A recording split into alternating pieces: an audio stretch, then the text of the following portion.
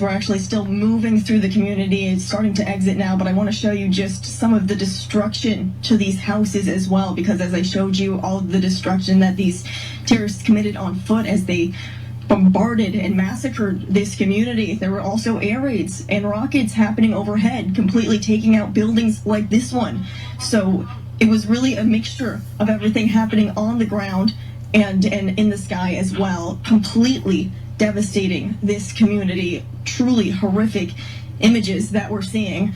Now, as we're leaving the community, you can see all of these soldiers here. As I said, so many of them called from their homes, jumping into action at a moment's notice. Many of these reservists leaving all of their families behind to be here to protect Israel's southern border, less than a quarter of a mile away. We continue to hear loud artillery and shelling in the distance at the Gaza border as we're walking out.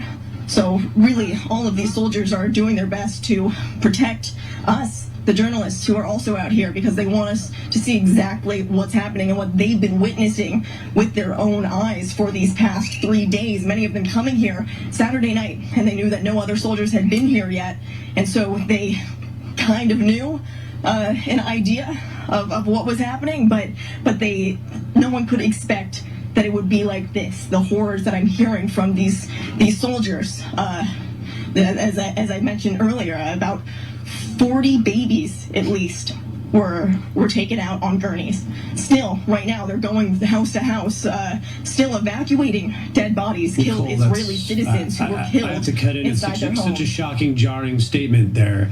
And just for our viewers, we're in a new hour here on the broadcast who very likely weren't with us last hour, to understand that you've come in there to find this small community littered with the dead and slaughtered bodies of Israeli civilians primarily, and you're saying 40 babies, dead babies.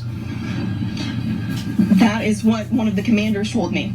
And you continue to see just cribs overturned, strollers left behind, all of these doors wide open. He said, we don't know the exact number of casualties because they're still collecting dead bodies, still going door to door, because the active fighting here just stopped. He said it came in waves almost.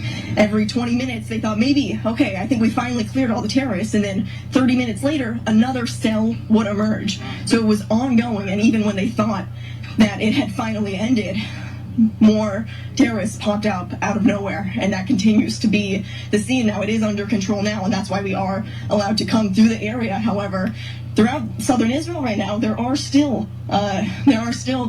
actively searching for terrorists in some of these fields behind me. I mean, you can see still just artillery completely destroying some of these sidewalks in this community, and this is just minor compared to everything that's happening inside these homes, everything that these soldiers themselves are saying. They say it is unlike anything they've ever seen in their entire lives before.